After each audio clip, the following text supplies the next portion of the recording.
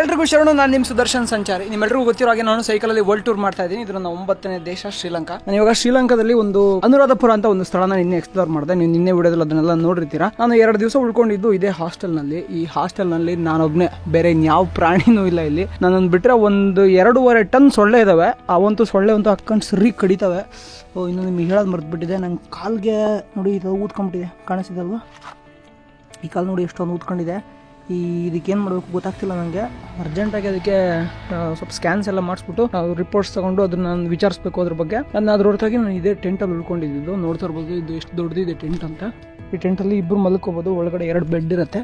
ಒಂದು ದಿನಕ್ಕೆ ನಾನು $6 ಪೇ ಮಾಡಿದೆ. $6 ಅಂದರೆ 8 48, $500 ಅಂದ್ಕೊಳ್ಳಿ. ಬೇಗ ತಿಂದ್ಬಿಟ್ಟು ಮುಂದೆ ಹೋಗೋಣ ಅಂತ ಅನ್ಕೊಂಡೆ. ತಿನ್ನೋದಕ್ಕೆ ಏನಾರು ಇದೆಯಾ ಅಂತ ನೋಡೋ ಟೈಮಲ್ಲಿ ನನಗೆ ಇಲ್ಲಿ ಕಂಡಿದೆ. ಇದಕ್ಕೆ ಕೋಕೋನಟ್ ರೋಟಿ ಅಂತ ಕರೀತಾರೆ. ತೆಂಗಿನಕಾಯಿ ಹಾಕ್ಬಿಟ್ಟು ರೊಟ್ಟಿ ಮಾಡಿರ್ತಾರೆ. ಇದನ್ನೇನು ಮೊಟ್ಟೆ ಹಾಕಿರೋಂಥ ಪರೋಟ, ಅದು ನಾರ್ಮಲ್ ಪರೋಟ. ಅದು ಕಡಲೆಬೇಳೆ ವಡೆ, ನಮ್ಮದು ಮಸಾಲೆ ವಡೆ ಬರುತ್ತಲ್ಲ ಆ ಥರ. ನೋಡೋಣ ಏನಾದ್ರು ತಿನ್ನೋ. ಗುರು, ನನ್ನ ಪಾಡಿಗೆ ನಾನು ಚೇರ್ ಮೇಲೆ ಕೂತಿದ್ದೆ. ನೋಡಿ ಎಂಥ ದೊಡ್ಡ ಹಾವಿದೆ ಇಲ್ಲಿ. Wait wait wait.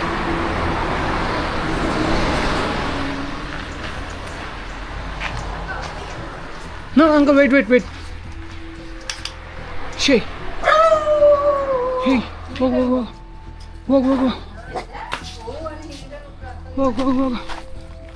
Hey. Picha, hey. वापस भाई. Uncle. I was sitting there. It's like shook.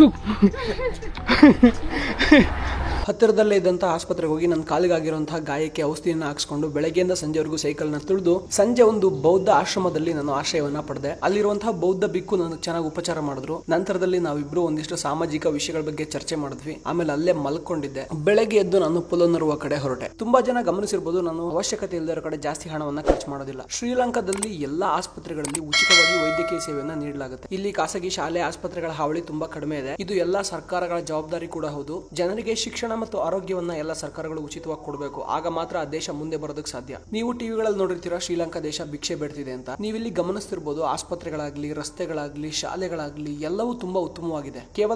ಕೆಲವು ಭ್ರಷ್ಟ ಅಧಿಕಾರಿ ಮತ್ತು ರಾಜಕಾರಣಿಗಳಿಂದ ದೇಶಕ್ಕೆ ಈ ಸ್ಥಿತಿ ಬಂದಿತ್ತು ಅಷ್ಟೇ. ವಿದೇಶಿ ವಿನಿಮಯದ ಕೊರತೆಯಿಂದ ದೇಶ ಹಾಳಾಗಿತ್ತು ಅನ್ನೋದನ್ನ ಬಿಟ್ರೆ ಇಲ್ಲಿ ಎಲ್ಲಾ ವ್ಯವಸ್ಥೆಗಳು ತುಂಬಾ ಉತ್ತಮವಾಗಿದೆ.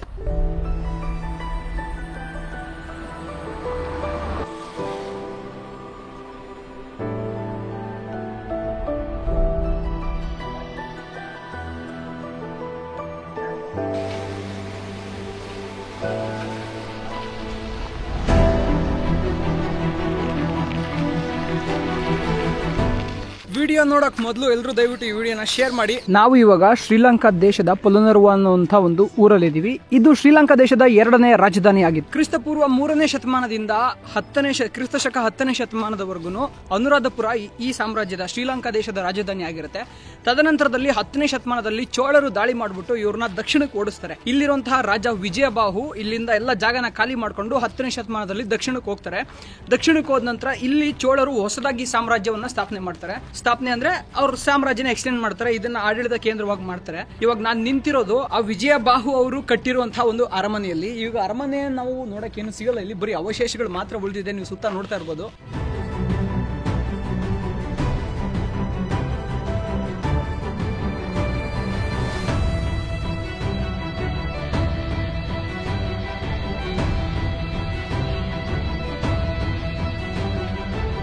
ಹತ್ತನೇ ಶತಮಾನದಲ್ಲಿ ಚೋಳರು ಅನುರಾಧಪುರದ ಮೇಲೆ ದಾಳಿ ಮಾಡಿ ಅಲ್ಲಿದ್ದಂತಹ ವಿಜಯಬಾಹುವನ್ನು ದಕ್ಷಿಣಕ್ಕೆ ಓಡಿಸ್ತಾರೆ. ಶ್ರೀಲಂಕಾದ ದಕ್ಷಿಣ ಭಾಗಕ್ಕೆ ಓಡಿಸಿದ್ಮೇಲೆ ಅವ್ರಿಗೊಂದು ಇಲ್ಲಿ ಆಡಳಿತ ಕೇಂದ್ರ ಬೇಕಲ್ಲ.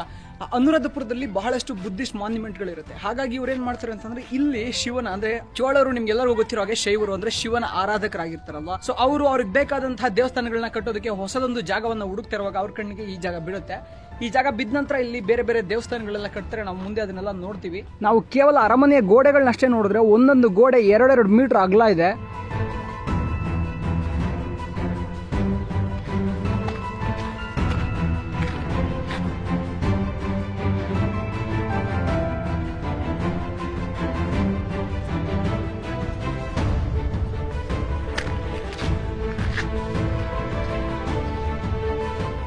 ಇನ್ನು ಈ ಅರಮನೆ ಎಷ್ಟು ದೊಡ್ಡದಾಗಿತ್ತು ಅಂತಂದ್ರೆ 7 ಅಂತಸ್ತಲ್ಲಿ 1000ಕ್ಕೂ ಹೆಚ್ಚು ರೂಮ್ಗಳ ಜೊತೆಗೆ ಇದನ್ನ ಕಟ್ಟಿದ್ರು. ಚೋಳರು ಈ ಸಾಮ್ರಾಜ್ಯವನ್ನ ವಶಪಡಿಸಿಕೊಂಡ ಕೆಲವೇ ದಿನಗಳಲ್ಲಿ ಮತ್ತೆ ವಿಜಯಬಾಹು ದಕ್ಷಿಣದಿಂದ ದಂಡೆತ್ತಿ ಬಂದು ಇಲ್ಲಿರುವಂತಹ ಚೋಳರನ್ನ ಒದ್ದೋಡಿಸಿ ಇಲ್ಲಿ ಒಂದಿಷ್ಟು ಅರಮನೆ ಮತ್ತೆ ಮೀಟಿಂಗ್ ಹಾಲ್ಗಳನ್ನೆಲ್ಲ ಕಟ್ತಾರೆ. ನೀವು ಇವಾಗ ಅದನ್ನೇ ನೋಡ್ತಾ ಇದ್ದೀರಾ. ಇದು ಬಂದ್ಬಿಟ್ಟು ಒಂದು ಮೀಟಿಂಗ್ ಹಾಲ್. ನೀವು ಇಲ್ಲಿ ನೋಡ್ತಾ ಇರ್ಬೋದು. ಈ ಮೀಟಿಂಗ್ ಹಾಲ್ ಸುತ್ತ ಒಂದು ಕೆತ್ತನೆಯನ್ನ ಕೆತ್ತಿದ್ದಾರೆ. ಏನಂತಂದ್ರೆ ಕೆಳಗಡೆ ನಮ್ಗೆ ಆನೆ ಇರುತ್ತೆ, ಮೇಲೆ ಯಾಳಿ, ಸಿಂಹ ಆಕಾರದ ಯಾಳಿಗಳಿದೆ, ಅದ್ರ ಮೇಲೆ ಮನುಷ್ಯರು ನೃತ್ಯ ಮಾಡುವಂತಹ ಒಂದು 3 ಸ್ಟೆಪ್ಗಳಲ್ಲಿ ಇದನ್ನ ಕಟ್ಟಿದ್ದಾರೆ. ಈ ಕೆಳಗಡೆ ಆನೆ ಇದೊಂದು ಕಾಮನ್ ಆಗಿರುವಂತಹ ಒಂದು ವಿಷಯ. ನೀವು ರಾಷ್ಟ್ರಕೂಟರ ಕಲೆಯನ್ನಲ್ಲೂ ಆನೆಗಳನ್ನ ಕೆಳಗಡೆ ಬಳಸಿರ್ತಾರೆ. ಯಾಕೆಂದ್ರೆ ಆನೆ ಇದನ್ನ ಒತ್ಕೊಂಡು ಸಾಕ್ತಾ ಇದೆ ಅನ್ನೋ ಒಂದು ಅರ್ಥದಲ್ಲಿ. ಇನ್ನು ಈ ಮೀಟಿಂಗ್ ಹಾಲ್ ಬಗ್ಗೆ ಮಾತಾಡೋದಾದ್ರೆ ಮೊದಲಿಗೆ ನಮ್ಗೆ ಇಲ್ಲೊಂದು ಮೂನ್ ಸ್ಟೋನ್ ನ ಹಾಕಿದ್ದಾರೆ. ಮೂನ್ ಸ್ಟೋನ್ ಅಲ್ಲಿ ನೀವು ನೋಡ್ತಾ ಇರ್ಬೋದು ಆನೆ ಇದೆ, ಕುದುರೆ ಇದೆ, ಹಸು ಇಲ್ವಾ? ಇಲ್ಲಿ ಹಸು ಇಲ್ಲ.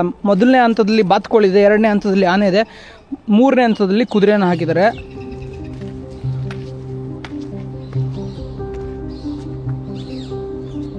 ನೀವು ಇಲ್ಲಿ ಗಮನಿಸ್ತಾ ಇರಬಹುದು ಯಾಳಿ ಬಂದ್ಬಿಟ್ಟು ನೋಡಕ್ಕೆ ಮುಖ ಬೇರೆ ತರ ಇರುತ್ತೆ, ದೇಹ ಬೇರೆ ತರ ಇರುತ್ತೆ. ಸಿಂಹದ ಜೊತೆಗೆ ಆನೆಯ ತಲೆ, ಆನೆಯ ಕಿವಿನೂ ಹಾಕಿದ್ದಾರೆ. ಬಾಯಿ ಯಾವ ತರ ಇದೆ ನೀವು ಕಮೆಂಟ್ ಮಾಡಿ. ಇಲ್ಲಿ ಯಾವ ತರ ಇತ್ತು ಅಂತಂದ್ರೆ ಈ ಪಿಲ್ಲರ್ ಗಳಿದೆಯಲ್ಲ, ಈ ಪಿಲ್ಲರ್ ಗಳ ಮೇಲೆ ಒಂದು ಮರದ ಮೇಲ್ಚಾವಣಿಯನ್ನ ಹಾಕಿದ್ರಂತೆ. ಇಲ್ಲಿ ರಾಜ ಕೂರ್ತಾ ಇದ್ದ ದರ್ಬಾರ್ನಲ್ಲಿ ಕೂತು ಜನರನ್ನ ಉದ್ದೇಶಿಸಿ, ಅಂದ್ರೆ ಇಂಪಾರ್ಟೆಂಟ್ ಪರ್ಸನ್ಸ್ ಇರ್ತಾರಲ್ವ, ಮಿನಿಸ್ಟರ್ಗಳು, ಆ ಮಿನಿಸ್ಟರ್ಗಳನ್ನ ಉದ್ದೇಶಿಸಿ ಮಾತನಾಡ್ತಾ ಇದ್ರು. ಪ್ರತಿ ಸಲ ಇತಿಹಾಸದ ಬಗ್ಗೆ ಹೇಳುವಾಗ ಚೋಳರ ನೀರಾವರಿ ಬಗ್ಗೆ ಮಾತಾಡ್ತಾರೆ. ಆದ್ರೆ ಚೋಳರು ಇನ್ಸ್ಪೈರ್ ಆಗಿದ್ದಂಥದ್ದು ಅನುರಾಧಪುರ ಸಾಮ್ರಾಜ್ಯದಿಂದ. ಅನುರಾಧಪುರ ಸಾಮ್ರಾಜ್ಯದಲ್ಲಿ ಕ್ರಿಸ್ತಪೂರ್ವ 3ನೇ ಶತಮಾನದಲ್ಲಿ ದೊಡ್ಡ ದೊಡ್ಡ ರಿಸರ್ವಿಯರ್ ಗಳನ್ನ ಇವರು ಕಟ್ಟಿಬಿಟ್ಟು ಈ ಜನರಿಗೆ ಕೃಷಿಯನ್ನ ಮಾಡೋದಕ್ಕೆ ಅನುಕೂಲ ಮಾಡಿಕೊಟ್ಟಿದ್ರು. ಇಲ್ಲಿ ಸಾಕಷ್ಟು ದೇವಸ್ಥಾನಗಳ ಪುನರ್ ನಿರ್ಮಾಣ ಕಾರ್ಯ ಆಗ್ತಿದೆ, ಜೀರ್ಣೋದ್ಧಾರ ಮಾಡ್ತಿದ್ದಾರೆ. ಹಳೆಯ ದೇವಸ್ಥಾನ ಬಿದ್ದೋಗಿರುತ್ತಲ್ವಾ, ಇವಾಗ ಒಂದ್ಸಲ ಏನಾಗುತ್ತೆ, ಇವಾಗ ಬಿದ್ದೋಗಿರುತ್ತೆ, ಹಿಂಗೆ ಮೇಲ್ಚಾವಣಿ ಬಿದ್ದೋಗಿರುತ್ತೆ, ಅದನ್ನ ಸರಿ ಮಾಡಬೇಕು, ಅಥವಾ ವಾಲ್ ಇರುತ್ತೆ. ಅವಾಗ ಏನ್ ಮಾಡ್ತಾರೆ ಅಂದ್ರೆ ಪ್ರತಿಯೊಂದಕ್ಕೂ ಈ ತರ ನಂಬರ್ ಕೊಡ್ತಾರೆ ನೋಡಿ. C bar E bar 3 bar 1 ಅಂತ ಕೊಟ್ಟಿದ್ದಾರೆ ಇದಕ್ಕೆ ನಂಬರ್. ಅದೇ ತರ ನಾವು ಅಲ್ಲಿ ನೋಡೋದಾದ್ರೆ C bar E bar 7 bar 4 ಅಂತ ಕೊಟ್ಟಿದ್ದಾರೆ. ಈ ತರ ಪ್ರತಿಯೊಂದಕ್ಕೂ ಒಂದೊಂದು ಕಲ್ಲಿಗೂ ಒಂದು ನಂಬರ್ ಕೊಡ್ತಾರೆ. ಅದಾದ ನಂತರ ಸಂಪೂರ್ಣವಾಗಿ ಇದನ್ನ ಕಳಚಿಬಿಟ್ಟು ಮತ್ತೆ ಹೊಂದಿಸುವಾಗ ಈ ನಂಬರ್ಗಳ ಪ್ರಕಾರ ಹೊಂದಿಸ್ಕೊಂಡು ಹೋಗ್ತಾರೆ. ಆವಾಗ ಈ ದೇವಸ್ಥಾನವನ್ನ ಹೊಂದಿಸೋದಕ್ಕೆ ಸುಲಭ ಆಗುತ್ತೆ. ನಾವಿವಾಗ ದಲಾದ ಮಾಲುವಾನ ಅಂತ ಒಂದು ಸ್ಥಳಕ್ಕೆ ಬಂದಿದ್ದೀವಿ. ಇಲ್ಲಿ ಒಂದಿಷ್ಟು ಕಾಲ ಬುದ್ಧನ ಅಸ್ಥಿಪಂಜರದ ಕೆಲವೊಂದು ಭಾಗಗಳನ್ನ ಇಟ್ಟಿದ್ರು. ನೀವು ಇಲ್ಲಿ ನೋಡ್ತಾ ಇರಬಹುದು ಚಕ್ರಾಕಾರದ ಒಂದು ರಚನೆ. ಇದಕ್ಕೆ ವಟದಗೆ ಅಂತ ಕರೀತಾರೆ. ವಟದಗೆ ನಡುವೆ ಒಂದು ಸ್ತೂಪ ಇತ್ತು. ಆ ಸ್ತೂಪದಲ್ಲಿನೇ ಬುದ್ಧನ ಅಸ್ಥಿಪಂಜರದ ಕೆಲವೊಂದು ಭಾಗಗಳನ್ನ ಇಟ್ಟಿದ್ರು, ಮುಖ್ಯವಾಗಿ ಆತನ ಹಲ್ಲುಗಳನ್ನ. ಇನ್ನು ನೀವು ನೋಡೋದಾದ್ರೆ ಇಲ್ಲಿ ನೋಡಿ 2 ಕಡೆ ನಾಗಗಳನ್ನ ಇಟ್ಟಿದ್ದಾರೆ. ಬೇರೆ ಎಲ್ಲಾ ಕಡೆ ಇರುವಂತಹ ಸಾಮಾನ್ಯ ಶಿಲ್ಪಕಲೆ ಇದು. ಅದ್ರ ಹೊರತಾಗಿ ಇಲ್ಲಿ ಯಾಳಿಗಳನ್ನ ಕೆತ್ತನೆ ಮಾಡಿದ್ದಾರೆ. ಕುಬ್ಜ ಮನುಷ್ಯರು ನೃತ್ಯ ಮಾಡುತ್ತಿರುವಂತಹ ಚಿತ್ರಗಳನ್ನ ನೀವು ನೋಡ್ತಾ ಇದ್ರೆ ನೋಡಿ. ಕುಬ್ಜ ಜನ ಇವರೆಲ್ಲ. ಈ ತರದ ಕುಬ್ಜ ಜನರನ್ನ ನಾವು ಬಾದಾಮಿಯಲ್ಲಿ ಸಹ ನೋಡಬಹುದು. ಚಾಲುಕ್ಯರ ಶಿಲ್ಪಕಲೆಯಲ್ಲಿ ಕೂಡ ಇದು ಬರುತ್ತೆ. ಕೆಳಗಡೆ ನೋಡ್ತಾ ಇದ್ರೆ ಸಿಂಹ ಇದೆ.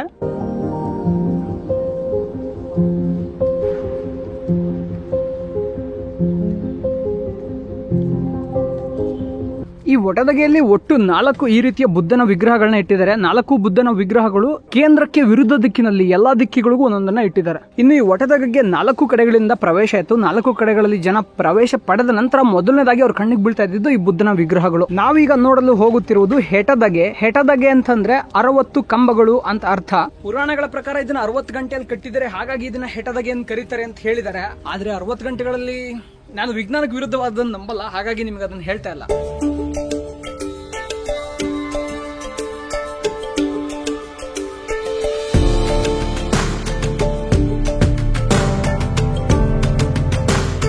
ಇದು ಅಟದಗೆ. ಇದನ್ನ ಟೆಂಪಲ್ ಆಫ್ ಟೂತ್ ಅಂತಾನು ಕರೀತಾರೆ, ಅಂದ್ರೆ ಹಲ್ಲಿನ ದೇವಸ್ಥಾನ ಅಂತ. ಹಲ್ಲುಗಳಿಗೆ ಯಾಕೆ ಇಷ್ಟು ಪಾವಿತ್ರತೆ ಬಂತು ಅಂತಂದ್ರೆ ಬುದ್ಧ ಅವರ ಕಾಲ ನಂತರದಲ್ಲಿ ಅವರ ದೇಹದ ಪ್ರತಿಯೊಂದು ಭಾಗಗಳನ್ನು ಬೇರೆ ಬೇರೆ ಕಡೆಗಳಲ್ಲಿ ದೊಡ್ಡ ದೊಡ್ಡ ಸ್ತೂಪಗಳನ್ನ ಕಟ್ಟಿ ಆ ಸ್ತೂಪದ ಒಳಗಡೆ ಇಟ್ಟು ಪೂಜೆ ಮಾಡುವಂತಹ ಪದ್ಧತಿಯನ್ನ ನಡ್ಸ್ಕೊಂಡ್ ಬರ್ತಾರೆ. ಅದ್ರ ಭಾಗವಾಗಿನೇ ಇಲ್ಲಿ ಎಟದಗೆ ಅಥವಾ ಟೂತ್ ಟೆಂಪಲ್ ನ ಕಟ್ಟಿದ್ದಾರೆ. ಕನ್ಫ್ಯೂಸ್ ಆಗ್ಬಿಡಿ, ಎಲ್ಲಾ ದಗೆಗಳು ಬೇರೆ. ಒಟದಗೆ ಬೇರೆ, ಹೆಟದಗೆ ಬೇರೆ, ಅಟದಗೆ ಬೇರೆ, ಮತ್ತೆ ಇನ್ನೊಂದಿದೆ ಹಟದಗೆ ಅಂತ. ಹಟದಗೆ, ಅಟದಗೆ, ಹೆಟದಗೆ, ಒಟದಗೆ ಅಂತ 4 ಇದೆ ಇಲ್ಲಿ.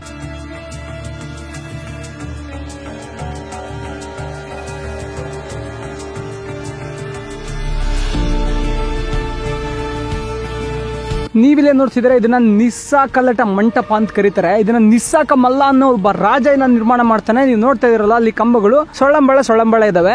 ಅವು ತಾವರೆಯ ಗಿಡ ಬರುತ್ತಲ್ಲ, ಆ ಗಿಡದ ಕಾಂಡ ಬರುತ್ತಲ್ಲ, ಆ ಕಾಂಡದ ತದ್ರೂಪ. ಆ ಕಾಂಡ ಹೇಗಿರುತ್ತೋ ಅದೇ ರೀತಿ ಇವರು ಇದನ್ನ ಬಿಡಿಸಿದ್ದಾರೆ. ಕಾಲಾನಂತರದಲ್ಲಿ ಅವು ತುಂಬಾ ಡ್ಯಾಮೇಜ್ ಆಗಿದ್ದಾವೆ. ಇವಾಗ ಅವನ್ನ ಸರಿಯಾಗಿ ನಿಲ್ಲಿಸುವಂತ ಕೆಲಸ ಮಾಡಿದ್ದಾರೆ. ಅಂದ್ರೆ ನಡುವೆ ಒಂದು ಹೋಲ್ ಹಾಕ್ಬಿಟ್ಟು ಆ ಹೋಲಲ್ಲಿ ಒಂದು ಕಬ್ಬಿಣ ಸರಳನ್ನ ಹಾಕ್ಬಿಟ್ಟು ಒಳಗಿಂದ ಸುತ್ತ ಸಿಮೆಂಟ್ ಎಲ್ಲ ಡ್ಯಾಮೇಜ್ ಆಗಿದೆ ಅಲ್ಲ ಸಿಮೆಂಟ್ ಹಾಕ್ಬಿಟ್ಟು ಹಾಗೆ ನಿಲ್ಲಿಸಿದ್ದಾರೆ. ಈ ಸ್ಥಳವನ್ನ ಏನಕ್ಕೆ ಬಳಸ್ತಾ ಇದ್ದು ಅಂತಂದ್ರೆ ಮೇಲ್ಚಾವಣಿ ಇತ್ತು, ಕೆಳಗಡೆ ಕೂತ್ಕೊಂಡು ನೆರಳಲ್ಲಿ ಬುದ್ಧ ತ್ರಿಪಿಟಕಗಳನ್ನ ಪಠಿಸೋದಕ್ಕೆ ಈ ಜಾಗವನ್ನ ಬಳಕೆ ಮಾಡ್ತಾ ಇದ್ರು. ನೀವು ಇಲ್ಲಿ ನೋಡ್ತಾ ಇರೋದು ಬೋಧಿಗರಾಯ ಅನ್ನೋ ಒಂದು ಸ್ಥಳವನ್ನ. ಈ ಸ್ಥಳ ಏನಕ್ಕಪ್ಪ ಬೋಧಿಗರಾಯ ಅಂತ ಹೆಸರು ಬಂತು ಅಂತ ನೋಡೋದಾದ್ರೆ ಇಲ್ಲಿ ಒಂದು ಬೋಧಿ ಅಂದ್ರೆ ಅರಳಿ ಮರವನ್ನ ನೆಟ್ಟಿದ್ರು. ಆ ಅರಳಿ ಮರ ಬುದ್ಧನಿಗೆ ಜ್ಞಾನೋದಯ ಆಗಿತ್ತಲ್ವಾ, ಅದರ ಒಂದು ಸಸಿ, ಆ ಮರದ ಒಂದು ಸಸಿಯನ್ನ ಇಲ್ಲಿ ನೆಟ್ಟಿದ್ರು. ಹಾಗಾಗಿ ಇದ್ರ ಸುತ್ತ ಒಂದು ಚಿಕ್ಕ ದೇವಸ್ಥಾನವನ್ನ ಕಟ್ಟಿದ್ರು. ನೋಡ್ತಾ ಇದ್ರ ಅಲ್ಲಿ ದೊಡ್ಡದಾಗಿದೆ, ನಡುವೆ ಮರ ಇತ್ತು, 4 ಕಡೆಗಳಲ್ಲಿ ಗೋಡೆಯನ್ನ ಕಟ್ಬಿಟ್ಟು ಅದ್ರ ಸುತ್ತ ಒಂದು ಮಂಟಪವನ್ನ ಕಟ್ಬಿಟ್ಟು ಈ ಬೋಧಿಗರಾಯವನ್ನ ನಿರ್ಮಾಣ ಮಾಡಿದ್ರು. ಭಾರತೀಯ ಶೈಲಿಯಲ್ಲಿ ನಿರ್ಮಾಣವಾದಂತಹ ಕಟ್ಟಡ ಇದು. ಇದಕ್ಕೆ ತೂಪಾರಾಮ ಅಂತ ಹೆಸರು ಕೊಟ್ಟಿದ್ದಾರೆ. ಇಡೀ ಪೊಲನ್ನರುವ ನಗರದಲ್ಲಿ ಇದೊಂದೇ ಒಂದು ಕಟ್ಟಡಕ್ಕೆ ಮೇಲ್ಚಾವಣಿ ಇನ್ನು ಹಾಗೆ ಉಳ್ಕೊಂಡಿದೆ.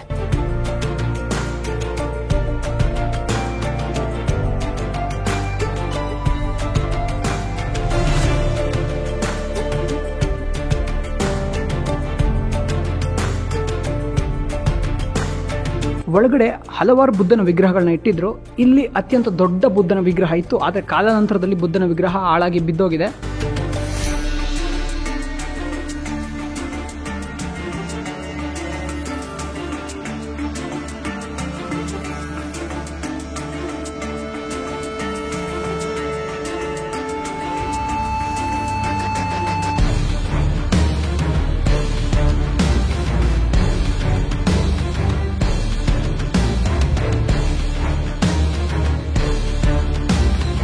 ನೀವಿಲ್ಲೇ ನೋಡ್ತಿದ್ದೀರಾ ಈ ವಿಗ್ರಹ ಬೋಧಿಸತ್ವ. ಬೋಧಿಸತ್ವ ಅಂತಂದ್ರೆ ಯಾರು ಬುದ್ಧನ ಮಾರ್ಗವನ್ನ ಅನುಸರಿಸಿ ನಿರ್ವಾಣವನ್ನ ಗಳಿಸಿರ್ತಾರೋ, ನಿರ್ವಾಣವನ್ನ ಅಚೀವ್ಮೆಂಟ್ ಮಾಡಿರ್ತಾರೋ ಅವರಿಗೆ ನಿರ್ಮಾಣ ಮಾಡಿರುವಂತಹ ಒಂದು ಕಟ್ಟಡ ಇದು. ಇಲ್ಲಿ ಅವರ ವಿಗ್ರಹವನ್ನು ಕೂಡ ಇಟ್ಟಿದ್ದಾರೆ. ಆದ್ರೆ ಇವ್ರು ಯಾರು ಇವ್ರು ಅಚೀವ್ ಮಾಡಿದ್ ಯಾರು ಅಂತ ಸ್ಪಷ್ಟವಾಗಿ ಎಲ್ಲೂ ಮೆನ್ಷನ್ ಮಾಡಿಲ್ಲ.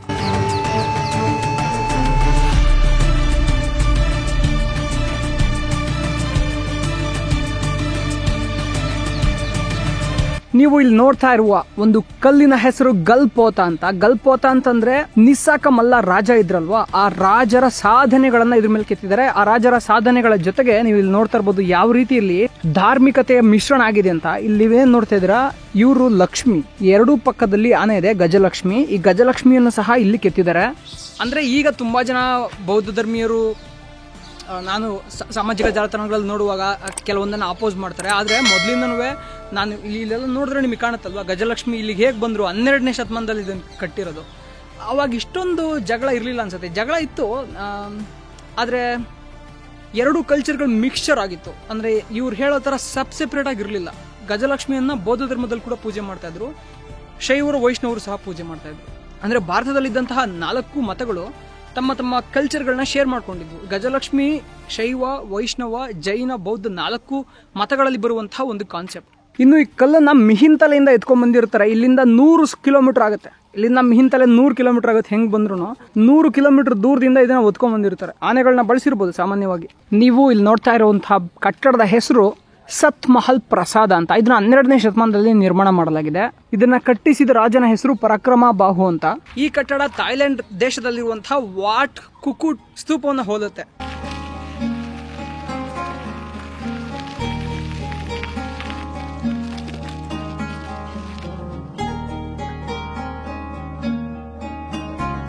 ಇದು ಪಬಲು ವೆಹೆರಾ ಅನ್ನುವಂತಹ ಒಂದು ಸ್ತೂಪ. ಈ ಸ್ತೂಪದ ಒಳಗಡೆ ಬುದ್ಧನಿಗೆ ಸಂಬಂಧಪಟ್ಟಂತಹ ಕೆಲವೊಂದು ಅಸ್ಥಿಪಂಜರದ ಭಾಗಗಳನ್ನ ಇಟ್ಟು ಕಟ್ಟಿದ್ದಾರೆ. ಇದನ್ನ ಕಟ್ಟಿದ್ದು ಪರಾಕ್ರಮ ಬಾಹು ಅನ್ನೋ ಒಬ್ಬ ರಾಜ. 12ನೇ ಶತಮಾನದಲ್ಲಿ ಇದರ ನಿರ್ಮಾಣ ಆಗುತ್ತೆ. ಇದಕ್ಕೆ 4 ಕಡೆಗಳಿಂದ ಪ್ರವೇಶ ಇರುತ್ತೆ. ಜೊತೆಗೆ ನೀವು ನೋಡ್ತಾ ಇರ್ಬೋದು 4 ಕಡೆಗಳಲ್ಲಿ ಬುದ್ಧನ ವಿಗ್ರಹಗಳನ್ನ ಇಟ್ಟಿರ್ತಾರೆ. ಈ ಬುದ್ಧನ ವಿಗ್ರಹ ಬಿದ್ದೋಗಿದೆ. ಇಲ್ಲಿದೆ ನೋಡ್ರಪ್ಪ ನಮ್ಮ ಅಪ್ಪನ ದೇವಸ್ಥಾನ. ಇದು ಶಿವನ ದೇವಸ್ಥಾನ. 10ರಿಂದ 12ನೇ ಶತಮಾನದ ಒಳಗಡೆ ನಿರ್ಮಾಣವಾಗಿರಬಹುದಾದಂತಹ ದೇವಸ್ಥಾನ ಇದು. ಇದನ್ನ ಕಟ್ಟಿರುವಂತದ್ದು ಚೋಳರು. ಇಲ್ಲಿರುವಂತಹ ವಿಗ್ರಹಗಳೆಲ್ಲ ನಾಶವಾಗಿ ಹೋಗಿದಾವೆ. ಅಂದ್ರೆ ಒಂದೊಂದು ಭಾಗ ನಾಶವಾಗಿ ಹೋಗಿದೆ. ಇದು ಒಳಗಡೆ ಇರುವಂತಹ Shivalinga. Thanks to my camera. ಈ ಕ್ಯಾಮ್ರಾದಲ್ಲಿ ನನ್ನ ಕಣ್ಣಿಗಿಂತ ಸ್ಪಷ್ಟವಾಗಿ ಚೆನ್ನಾಗಿ ಕಾಣಿಸ್ತಿದೆ ಶಿವಲಿಂಗ. ಕೆಳಗಡೆ ನಾಗಗಳನ್ನ ಇಟ್ಟಿದ್ದಾರೆ, ನೀವು ನೋಡ್ತಾ ಇರ್ಬೋದು. ಒಳಗಡೆ ಗರ್ಭಗುಡಿ ಒಳಗಡೆ ಪ್ರವೇಶ ಇಲ್ಲ.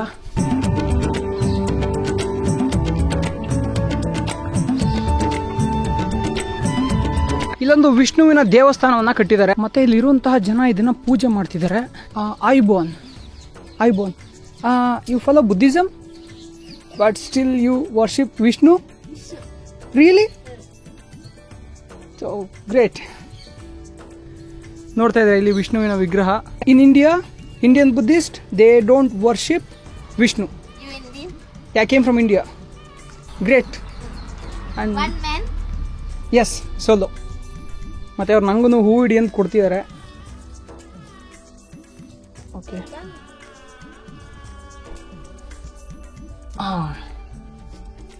No, actually we used to keep flowers in pada. This is pada. This is pada. So we keep flowers there. Oh, thank you so much. Nama? Swarnamai. Swarnamai. Oh, super. In India, Swarna means gold. Gold. ರೋ ಈ ಕಡೆಗೆ ಕೊಡು. ನಾಮ ಕೆಮಿಲ.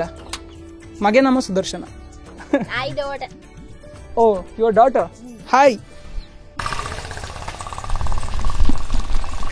ನಾವು ಇವಾಗ ಮಾಣಿಕ್ ವೆಹೇರಾ ಅನ್ನೋಂತಹ ಒಂದು ಸ್ತೂಪಕ್ಕೆ ಬಂದಿದ್ದೀವಿ. ಇದನ್ನ ಪರಾಕ್ರಮ ಬಾಹು ಕಟ್ತಾರೆ. ಇನ್ನು ಇದರ ಸುತ್ತ ಹಲವಾರು ಕಟ್ಟಡಗಳನ್ನ ಕಟ್ಟಿರ್ತಾರೆ. ಅಲ್ಲೆಲ್ಲ ಕೂತ್ಕೊಂಡು ಧ್ಯಾನ ಮಾಡ್ತಾ ಇರ್ತಾರೆ. ನೀವು ಇಲ್ಲಿ ನೋಡ್ತಿದ್ರಲ್ಲ, ಈ ವಿಗ್ರಹ ಇಟ್ಟಿಗೆಯಲ್ಲಿ ಕೆತ್ತಿರುವಂತಹ ವಿಗ್ರಹ. ಕಲ್ಲಿನ ಕೊರತೆ ಇರ್ಬೋದು ಅವ್ರಿಗೆ, ಹಾಗಾಗಿ ಅವರು ಇಟ್ಟಿಗೆಯನ್ನ ಬಳಸಿದ್ದಾರೆ. ದೊಡ್ಡ ದೊಡ್ಡ ಇಟ್ಟಿಗೆಗಳು ಸುಟ್ಟಿದ್ದಾರೆ. ಫಸ್ಟ್ ಮೊದಲು ಸುಟ್ಬಿಟ್ಟು ಆಮೇಲೆ ಕೆತ್ತಿದ್ದಾರೆ.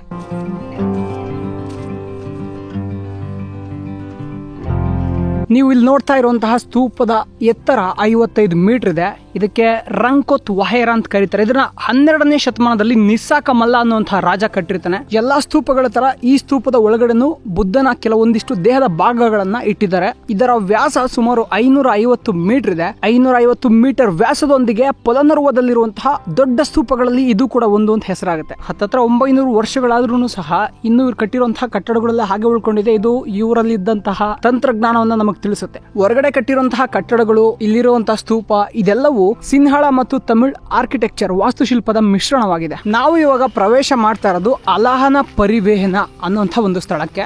1ನೇ ಪರಾಕ್ರಮ ಬಾಹುವಿಂದ ಇದರ ನಿರ್ಮಾಣ ಆಗುತ್ತೆ. ನೀವಿಲ್ಲೇ ನೋಡ್ತಾ ಇದ್ದೀರಾ, ಇದು ಪೂರ್ವ ದಿಕ್ಕಿನಲ್ಲಿರುವಂತಹ ಒಂದು ಕೊಳ. ಈ ಕೊಳದಿಂದ ನೀರನ್ನ ತೆಗೆದುಕೊಂಡು ಹೋಗಿ ತಮ್ಮ ದೈವಿಕ ಕಾರ್ಯಗಳಿಗೆ ಬಳಕೆ ಮಾಡ್ತಾ ಇದ್ರು. ಅಲಹನ ಪದದ ಅರ್ಥ ನೋಡೋದಾದ್ರೆ, ಅಲಹನ ಅಂತಂದ್ರೆ ಸ್ಮಶಾನ ಅಂತ ಅರ್ಥ. ಒಂದ್ ಕಾಲದಲ್ಲಿ ಇಲ್ಲಿ ದೊಡ್ಡ ಸ್ಮಶಾನ ಇತ್ತು. ನಂತರದಲ್ಲಿ ಇಲ್ಲಿ ಈ ಮಾನೆಸ್ಟ್ರಿಯನ್ನ ಸ್ಥಾಪನೆ ಮಾಡ್ತಾರೆ. ಹಾಗಾಗಿ ಇದಕ್ಕೆ ಅಲಹನ ಪರಿವೇಹನ ಅನ್ನುವಂತ ಹೆಸರು ಬರುತ್ತೆ.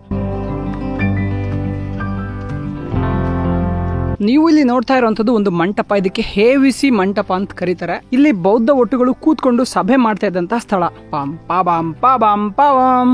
ನೀವಿಲ್ಲಿ ನೋಡ್ತಾ ಇರುವಂತದ್ದು ಲಂಕಾ ತಿಲಕ ಅನ್ನುವಂತಹ ಒಂದು ಕಟ್ಟಡ. ಮೊದಲಿಗೆ ಕಟ್ಟಡಕ್ಕೆ 2 ಭದ್ರವಾದಂತಹ ಕಂಬಗಳನ್ನ ಕಟ್ಟಿದ್ದಾರೆ. ನೀವು ನೋಡ್ತಾ ಇರ್ಬೋದು, 2 ಬದಿಗಳಲ್ಲಿ 2 ಭದ್ರವಾದಂತಹ ಕಂಬಗಳನ್ನ ಕಟ್ಟಿ ತದನಂತರದಲ್ಲಿ ಒಳಗಡೆ ಒಂದು ಬುದ್ಧನ ವಿಗ್ರಹವನ್ನ ಕೆತ್ತಿದ್ದಾರೆ. 12ನೇ ಶತಮಾನದಷ್ಟೊತ್ತಿಗೆ ಇವರಿಗೆ ಕಲ್ಲಿನ ಅಭಾವ ಜಾಸ್ತಿ ಇತ್ತು ಅನ್ಸುತ್ತೆ, ಅಥವಾ ಸರಿಯಾದ ಕಲ್ಲು ಸಿಕ್ಕಿಲ್ಲ ಅನ್ಸುತ್ತೆ, ಅಥವಾ ಆ ಕಲ್ಲುಗಳನ್ನ ಸಾಗಿಸೋದಕ್ಕೆ ಆನೆಗಳಿರ್ಲಿಲ್ಲ ಅನ್ಸುತ್ತೆ. ಹಾಗಾಗಿ ಇವರು ಇಟ್ಟಿಗೆಗಳ ಸಹಾಯದಿಂದ ಈ ವಿಗ್ರಹಗಳನ್ನೆಲ್ಲ ನಿರ್ಮಾಣ ಮಾಡಿದ್ದಾರೆ. ನೋಡ್ತಾ ಇರ್ಬೋದು ಎಷ್ಟು ಬೃಹದಾಕಾರದ ಬುದ್ಧನ ವಿಗ್ರಹ ಇದು ಅಂತ.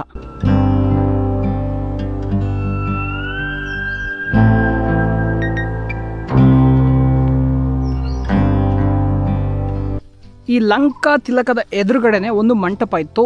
ಇಲ್ಲಿ ಇವರು ವಾದ್ಯಗಳನ್ನ ಇಟ್ಕೊಂಡು ಬುದ್ಧನಿಗೆ ಸಂತೋಷವಾಗುವ ರೀತಿಯಲ್ಲಿ ಬಾರಿಸ್ತಾ ಇದ್ರು, ಡಮ ಡಮ ಡಂಡಮ ಅಂತ. ಇಲ್ಲಿ ನೋಡ್ತಾ ಇರುವಂತಹ ಸ್ತೂಪದ ಎತ್ತರ ಸುಮಾರು 24 ಮೀಟರ್. ಇದನ್ನ ಪರಾಕ್ರಮ ಬಾಹು ಅವರು ಕಟ್ತಾರೆ 12ನೇ ಶತಮಾನದಲ್ಲಿ. ಇದರೊಳಗಡೆನೂ ಸಹ ಬುದ್ಧನಿಗೆ ಸಂಬಂಧಪಟ್ಟಂತಹ ಕೆಲವೊಂದು ಅಸ್ಥಿಪಂಜರದ ಭಾಗಗಳನ್ನ ಇಟ್ಟು ಕಟ್ಟಿರ್ತಾರೆ. ಇದಕ್ಕೆ ಮೊದಲು ಬಿಳಿ ಬಣ್ಣದಲ್ಲಿ ಸುಣ್ಣದಲ್ಲಿ ಒಂದು ಪ್ಲಾಸ್ಟರಿಂಗ್ ಅನ್ನ ಮಾಡಿರ್ತಾರೆ. ಗಾರೆಯಲ್ಲಿ ಜಾಸ್ತಿ ಸುಣ್ಣವನ್ನು ಬಳಸಿ ಪ್ಲಾಸ್ಟರಿಂಗ್ ಅನ್ನ ಮಾಡಿರ್ತಾರೆ. ಅದಕ್ಕೆ ಇದನ್ನ ಕಿರಿ ಅಥವಾ ಹಾಲು, ಕಿರಿ ಅಂದ್ರೆ ಹಾಲು ಅಂತ ಅರ್ಥ.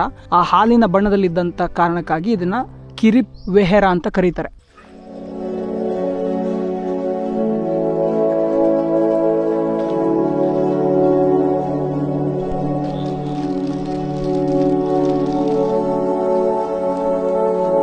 ಇದರ ಹೆಸರು ಉತ್ತರಾಮಯ್ಯ ಅಂತ. ಉತ್ತರಾಮಯ್ಯ ಅಂತಂದ್ರೆ ಉತ್ತರ ದಿಕ್ಕಿನಲ್ಲಿರುವಂತದ್ದು ಅಂತ ಅರ್ಥ. ನೀವು ನೋಡ್ತಾ ಇದ್ದೀರಾ, ಬುದ್ಧನ ಮುಖ ಉತ್ತರ ದಿಕ್ಕಿಗಿದೆ.